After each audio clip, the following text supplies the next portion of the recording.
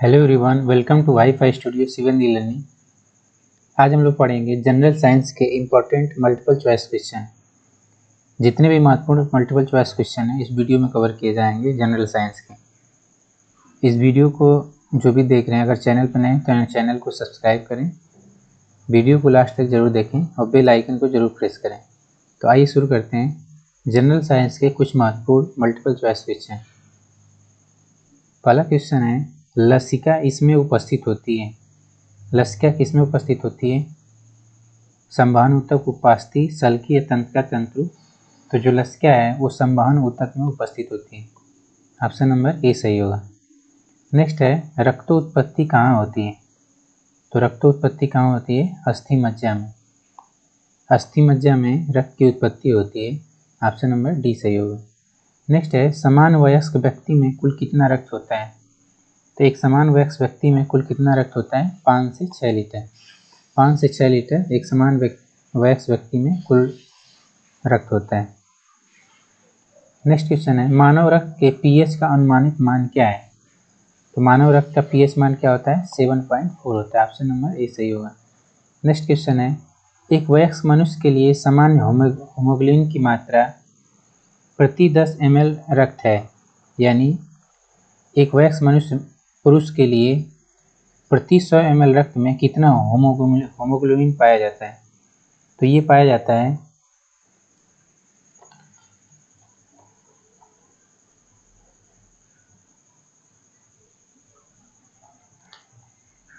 14.5 ग्राम।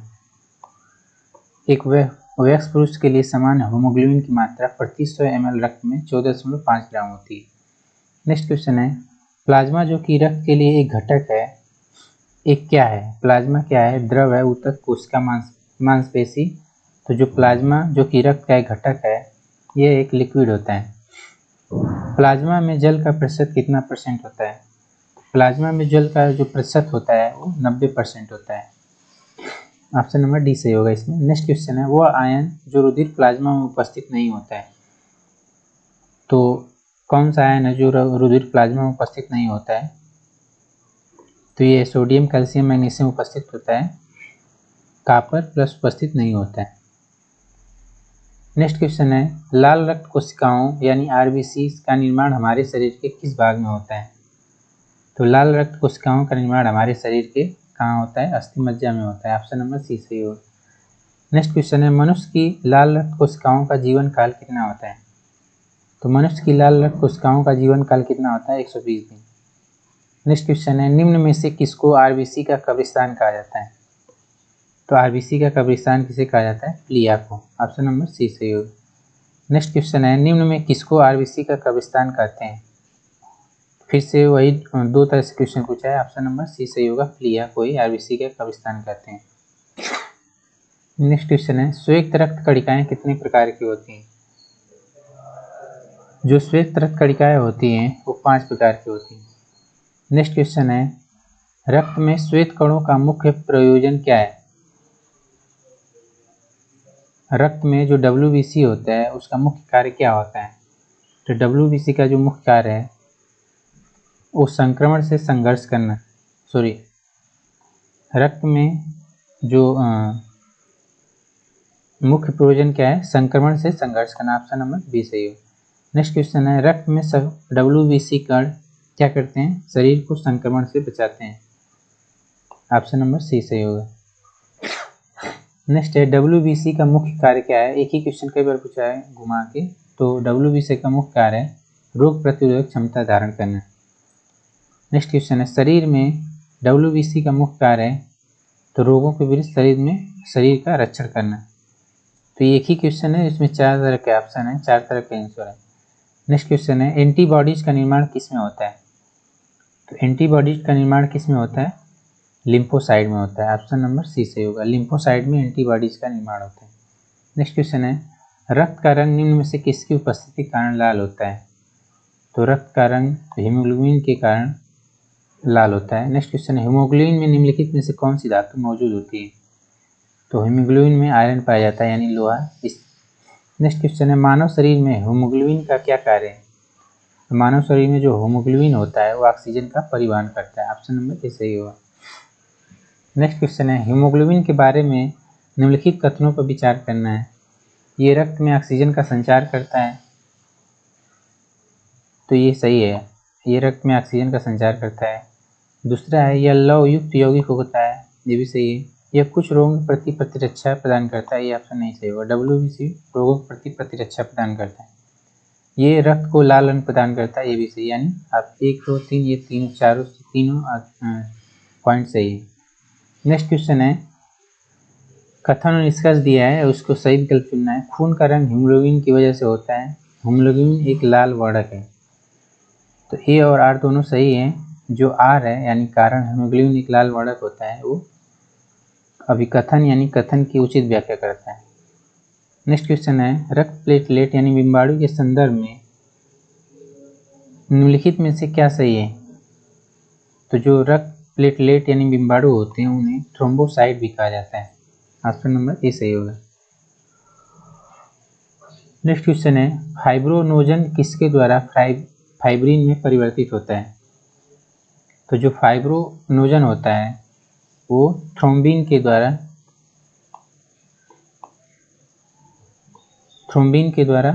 Fibrin में परिवर्तित होता है। नेक्स्ट क्वेश्चन है, न्यूट्रोफिल्स और लिम्फोसाइट का उद्गम होता है। न्यूट्रोफिल्स और लिम्फोसाइट का उद्गम कहाँ से होता है? अस्थि मज्जा से। नेक्स्ट क्वेश्चन है, मानव रक्त प्लेटलेट छोड़ते हैं जो रक्त के थक्के बनाने में मदद करते हैं। तो रक्त के थक्के बनाने में कौन मदद करता है? प्रोथ्रोम्बिन रहेगा, यहाँ रहेगा। मानव रक्त प्लेटलेट छोड़ते हैं जो कि रक्त के थक्के बनाने में मदद करता है, कौन? प्रोथ्रोम्बिन। नेक्स्ट क्वेश्चन है, रक्त के प्रति स्कंदन पदार्थ कौन सा है? तो रक्त के प्रति स्कंदन पदार्थ कौन सा है? हेपेरिन। नेक्स्ट क्वेश्चन है, शरीर के अंदर रक्त का स्कंदन यानी क्लोटिंग किसकी उपस्थिति से नहीं होता है? तो किसकी उपस्थिति से नहीं होता है पूछा है, तो हेपेरिन की उपस्थिति से नहीं होता है। बाकी हीमोग्लोबिन फाइनिंग और प्लाज्मा की वजह से रक्त का थक्का बन जाता है। नेक्स्ट क्वेश्चन है, समान मानव का खून बहने का समय और जमने का समय क्रमशः होता है। तो एक सामान्य मनुष्य में जो खून बहने और जमने का समय होता है वो बहने का समय 2 से 7 और जमने का समय 3 से 10 मिनट का होता है। नेक्स्ट क्वेश्चन है, रक्त समूह के आविष्कारक हैं। रक्त समूह के आविष्कारक कौन है? तो ये हैं कार्ल लैंडस्टीनर को रक्त समूह का आविष्कारक माना जाता है। नेक्स्ट क्वेश्चन है, एबीओ खून ग्रुप प्रणाली का आविष्कार किसने किया था? तो जो एबीओ खून ग्रुप प्रणाली का आविष्कार किया था वो है कार्ल लैंडस्टीनर। ये वाला क्वेश्चन नेटवर्क की वजह से मिसमैच हो गया। ये क्वेश्चन है, आरएस फैक्टर ने अपना यह नाम किस जानवर से लिया है?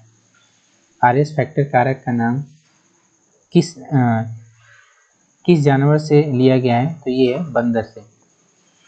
नेक्स्ट क्वेश्चन है, एबी रक्त समूह के व्यक्तियों को यूनिवर्सल रेसिपिएंट कहते हैं।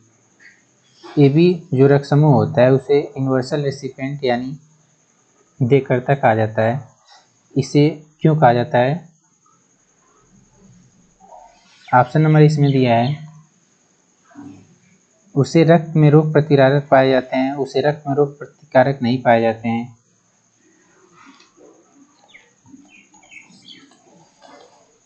सी ऑप्शन है इसमें, उसके रक्त में प्रतिजन का अभाव होता है। और डी ऑप्शन है, उसके रक्त में प्रतिजन और रोग प्रतिकारक दोनों का अभाव होता है। तो ये ऑप्शन नंबर बी सही होगा। इसमें उसके रक्त में रोग प्रतिकारक नहीं पाए जाते हैं। नेक्स्ट इसमें कुछ इंपॉर्टेंट पॉइंट देख लेते हैं। जो रुधिर वर्ग ए बी और ओ है, रुधिर वर्ग ए का जो एंटीजन होता है वो केवल ए होता है और रुधिर वर्ग ए का जो एंटीबॉडी होता है वो केवल बी होता है। उससे रुधिर वर्ग बी का जो एंटीजन है वो बी तथा एंटीबॉडी ए होता है। रुधिर वर्ग ए बी का जो एंटीजन है ए और बी दोनों है तथा इसमें एंटीबॉडी अनुपस्थित होती है। नेक्स्ट रुधिर वर्ग ओ में एंटीजन अनुपस्थित होता है तथा जो एंटीबॉडी ए तथा बी दोनों होती हैं। नेक्स्ट है, इससे रिलेटेड आगे क्वेश्चन ढेर सारे हैं। तो माता पिता का रक्त समूह और बच्चों में संभावित रक्त समूह तथा बच्चों में असंभावित रक्त समूह देखेंगे।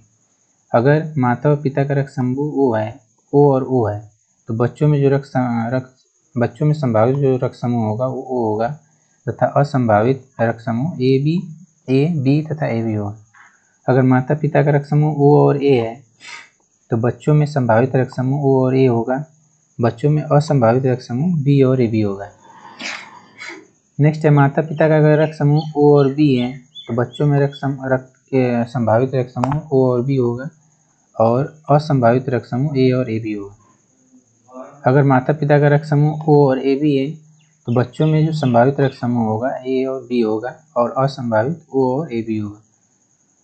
उस तरह माता पिता का अगर रक्त समूह A और A है, तो बच्चों में रक्त संभावित जो होगा A और O रक्त समूह होगा और असंभावित जो रक्त समूह होगा वो B और AB होगा।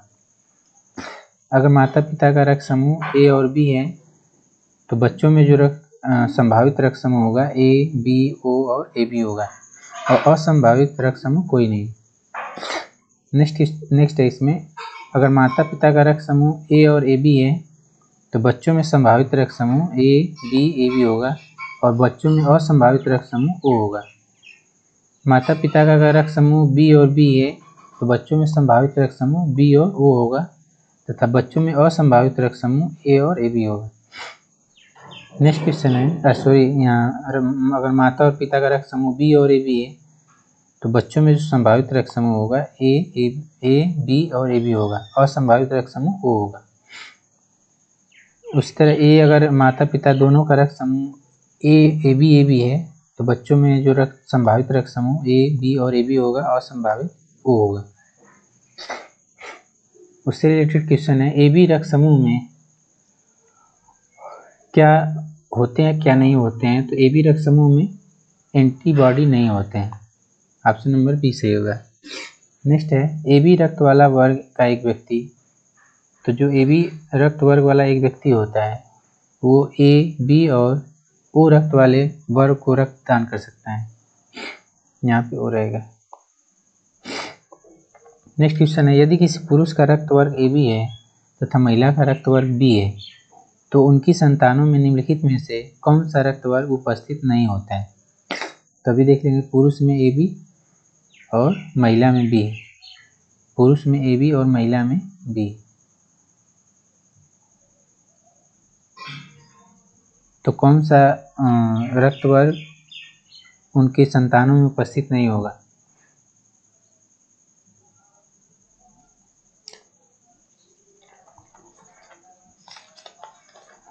तो इसका सही आंसर होगा ऑप्शन नंबर डी यानी O। यानी पुरुष का रक्त वर्ग AB है तथा महिला का रक्त वर्ग B है, तो उनकी संतानों में कौन सा रक्त वर्ग उपस्थित नहीं होगा, तो O रक्त वर्ग उपस्थित नहीं होगा। नेक्स्ट क्वेश्चन है, इसमें और कुछ पॉइंट देख लेते हैं। अगर रुधिर वर्ग A है तो इसका एंटीजन A तथा एंटीबॉडी B होगा तथा एक जो रुधिर वर्ग A है वो किसका रक्त ले सकता है, तो A और O का ले सकता है और किसको दे सकता है, तो A और AB वाले रक्त ग्रुप को दे सकता है। और भारतीय समाज में रुधिर वर्ग A के प्रतिशत जो है वो 23.5% है। रुधिर वर्ग B का जो एंटीजन है वो B होता है तथा एंटीबॉडी A होती है तथा जो रुधिर वर्ग B वाला व्यक्ति है वो रुधिर वर्ग B और O का रक्त ले सकता है तथा रुधिर वर्ग B तथा AB को दे सकता है। और भारतीय समाज में जो प्रतिशत है रुधिर वर्ग B का वो 34.5%। नेक्स्ट है, अगर रुधिर वर्ग AB है तो उसका एंटीजन AB होगा तथा उसमें एंटीबॉडी नहीं होती। और जो रुधिर वर्ग AB है वो किसका रक्त ले सकता है, वो किसका रक्त ले सकता है, तो A, B, AB और O का ले सकता है।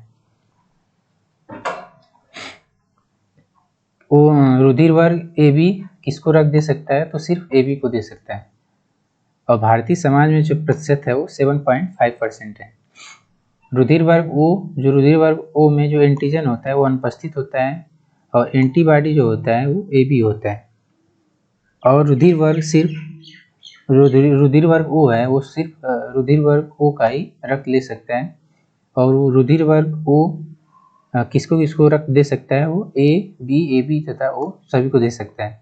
और भारत में जो इसका परसेंटेज है 34.5% लोगों में रुधिर वर्ग ओ पाया जाता है। तो भारत में बी रक्त वर्ग और ओ रक्त वर्ग दोनों में सबसे ज़्यादा 34.5% भारत में रक्त वर्ग वाले उपस्थित हैं, जबकि ए रक्त वर्ग वाले 23.5% तथा ए बी वाले 7.5% उपस्थित हैं। नेक्स्ट क्वेश्चन है, यदि एक पिता का रक्त वर्ग ए है और माता का रक्त वर्ग ओ है तो बताइए कि उनके पुत्र का निम्नलिखित में से कौन सा रक्त वर्ग हो सकता है। तो कौन सा रक्त वर्ग हो सकता है, तो ऑप्शन नंबर सी होगा ओ। यदि किसी पिता का रक्त वर्ग ए है और माता का रक्त वर्ग ओ है तो उसके पुत्र में कौन सा रक्त वर्ग होगा, ओ होगा। नेक्स्ट क्वेश्चन है, यदि एक पिता और माता का रक्त वर्ग क्रमशः ए और ओ है तो निम्नलिखित में से कौन सा रक्त वर्ग उनके बच्चे में संभव है। तो कौन सा रक्त वर्ग संभव है, ऑप्शन नंबर ए सही होगा यानी बी। यदि किसी पिता और माता का रक्त वर्ग यानी पिता का रक्त वर्ग ए तथा माता का रक्त वर्ग ओ है तो निम्नलिखित में कौन सा रक्त उनके बच्चे में संभव नहीं है। इसमें पूछा है संभव नहीं है, तो ए बी संभव है, ओ संभव है, बी और ए बी और ओ संभव है, लेकिन रक्त वर्ग बी संभव नहीं है। यदि दोनों जनकों का रुधिर वर्ग ए बी है यानी माता और पिता दोनों का रुधिर वर्ग ए बी है तो उनको बच्चों में जो संभावित रुधिर वर्ग होंगे वो क्या होगा, ए बी और ए बी होगा। नेक्स्ट क्वेश्चन है, यदि माता पिता में से किसी एक का रुधिर वर्ग ए बी है तथा दूसरे का ओ है तो उनके बच्चे का संभावित रुधिर वर्ग होगा। यदि किसी माता पिता में किसी एक का रुधिर वर्ग ए बी तथा दूसरे का ओ है तो उनके बच्चों में संभावित रुधिर वर्ग होगा वो क्या होगा, ए बी होगा, ए या बी होगा। यदि कोई बी प्रकार के रक्त वाला व्यक्ति किसी आकस्मिक संकट में किसी प्रकार के रक्त वाले व्यक्ति को रक्तदान कर सकता है तो किसको रक्तदान कर सकता है, ए बी या बी वाले को। नेक्स्ट क्वेश्चन है, रक्त समूह ओ वाला व्यक्ति किस रक्त समूह के व्यक्तियों से रक्त ले सकता है। तो रक्त समूह ओ वाला व्यक्ति केवल ओ रक्त समूह वाले व्यक्तियों से रक्त ले सकता है। नेक्स्ट क्वेश्चन है, मानव रक्तदान के समय कौन सा रक्त समूह सर्वदाता यानी यूनिवर्सल डोनर होता है। तो यूनिवर्सल डोनर कौन होता है, रक्त समूह ओ। निम्नलिखित में कौन सा ब्लड ग्रुप सर्वग्राही या सर्वव्यापक होता है। तो जो रक्त समूह ए बी है उसे सर्वव्यापक या सर्वग्राही कहा जाता है। नेक्स्ट कथन और निष्कर्ष दिया है। कथन है, ओ रक्त समूह वाले व्यक्ति को यूनिवर्सल प्राप्तकर्ता माना जाता है। ओ प्रकार के रक्त में कोई एंटीजन नहीं होता है, तो इसमें सही होगा। इसमें जो ए ऑप्शन है वो गलत है, यूनिवर्सल डोनर कहा जाता है इसे, जबकि ओ रक्त समूह वाले व्यक्ति को यूनिवर्सल प्राप्तकर्ता माना जाता है। ओ प्रकार के रक्त में कोई एंटीजन नहीं होता है।